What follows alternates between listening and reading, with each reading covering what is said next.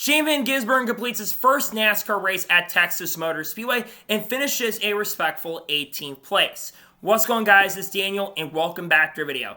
As I just said a second ago, Shane Van Gisbergen has completed his first NASCAR race at Texas Motor Speedway, the first time he's been at Texas Motor Speedway, and is able to finish in 18th place. Honestly, not a bad run, all things considered. Shane Van Gisbergen started in 33rd place in the race and moved his way up slowly but surely. Granted, he was able to move up a couple races, actually start in 29th position, because a couple of cars like Matt DiBenedetto, I believe, and a couple of their drivers in front of him, like Parker Reslev and Jeremy Clements, had to start at the rear of the field.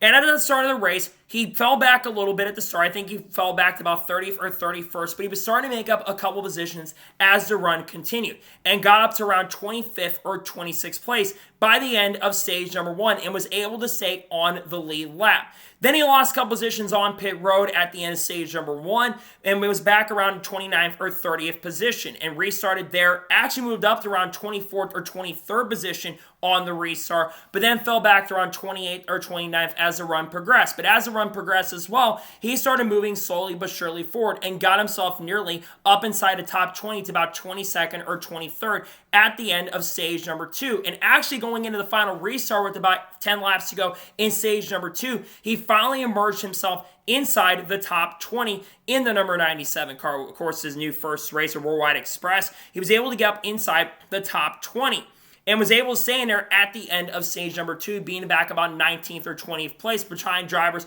like Hailie Deegan, in front of drivers like Matt DiBenedetto, a couple other drivers, I believe, like Ryan Truex as well.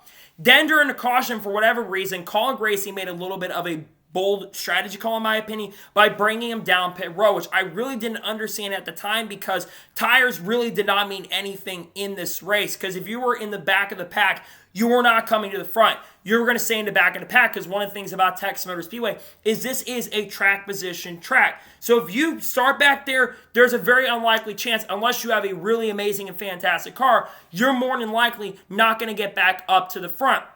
So because of him coming down pit road, he restarted back around 25th or 26th position. But as stage 3 progressed, he started moving forward and was getting up in like 22nd, got up to around 21st, and was actually battling around 20th place with around 60 laps to go. Then we got to the green flag pit stops, and he actually sat out a little bit longer and got as far up as 2nd position. But eventually, with around 40 to 50 laps to go, he came down pit road and dropped back to 22nd or 23rd. And at the time, I thought his race was screwed because a caution would come out around 30 laps to go, I think like 28 or 29 to go, when Justin Allgaier, who was a leader at the time, was getting by Leland Honeyman, who was trying to go 2 laps down, and Leland Honeyman got into the outside wall, bringing the caution out. Luckily, he was able to take the waiver on and got back himself back on the lead lap, but would be around 22nd or 23rd on the restart. There's a lot of chaos that took place. Ryan C. got to the lead, and there was a lot of chaos happening, but Shane Van Gisbergen was starting to move his way slowly but surely forward and eventually got back inside the top 20 going into the final restarts. And after all the pit stops took place at the end, he actually got himself around 15th or 16th place. But for some reason, on the final restart, Shane Van Gisbergen lost a ton of positions. But eventually, he got his way back up and inside the top 20 and was able to come across the line in 18th place. Meanwhile, he had a fantastic and great race going on between Ryan Sieg and Sam Mayer for the win. I thought that was an incredible finish, by the way, between both those guys. But Shane Van Gisbergen was able to come up to there and get an 18th place finish. Considering where Shane Van Gisbergen started in the race today, an 18th place finish is not that bad. He has still finished in the top 20 in a majority of races so far, only 2 finishes outside the top 20 this season. I think he unfortunately likely will go below the cutoff line, unfortunately, because of that. But I think that Shane Van Gisbergen has been doing a solid job so far this season. I think, unfortunately, he just did not have the car under him. For whatever reason, they just did not give him a fantastic or good car overall today. But for him to finish inside the top 20, considering the car he was in, shows, one, that he's getting better because he progressively, as the day went on and as the day progressed, Shane Van Gisbergen was continuing to get better and was improving his position. And that's what we want to see. We don't want to see Shane Van Gisbergen on these ovals immediately going into winning, because if you expect him to win on every single oval, you have to have realistic expectations. Realistically, we want to see him finish inside the top 20 in majority of these races, because if he can finish in the top 20 on a consistent basis and then go out and win on road courses, because I certainly think that's where he's going to shine a lot of this season, I think that's what we are looking for. And I think he's been getting better as the year progresses and goes on. He finished, I think, in 11th position in Martinsville, got a top 15 there. He had a top 15 run at Richmond, and he got another top 20. And he's been doing overall a pretty solid and good job this year. Really, outside of Vegas, where he had the engine failure, I think SVG has overall been doing a really good and solid job.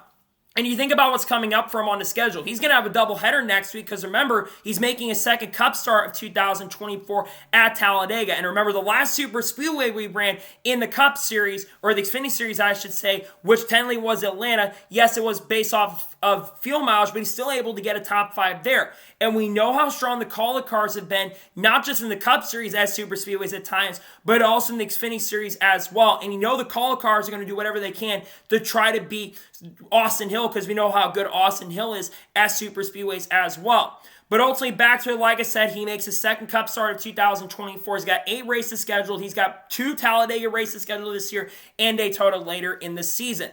But like I said, I think that Shane Van Gisbergen overall has been doing a very good job for the standard set.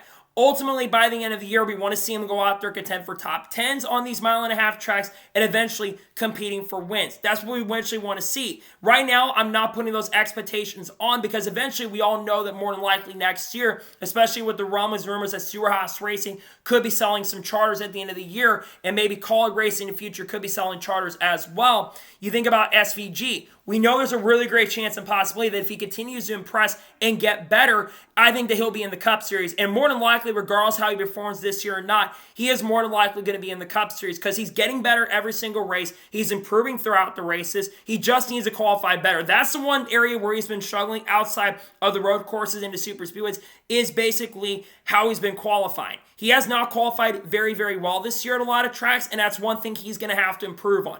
If he can start qualifying inside the top 10 or top 15, he can start scoring stage points because that's how he's going to make the playoffs this year, is if he doesn't win a race on a road course, which certainly I think he's going to win a race on a road course. But if he can start scoring stage points, I think he's going to be in a really good position to make the playoffs, which I think he's kind of on that borderline at the moment. But to be in borderline on the playoffs with not a lot of experience on these types of racetracks, it shows how much talent he really does have. So I think today went solid, all things considered. The car wasn't great for sure. Hopefully they can get a better car next time we go to mile and a half, which I think is Charlotte's the next one, if I'm not mistaken.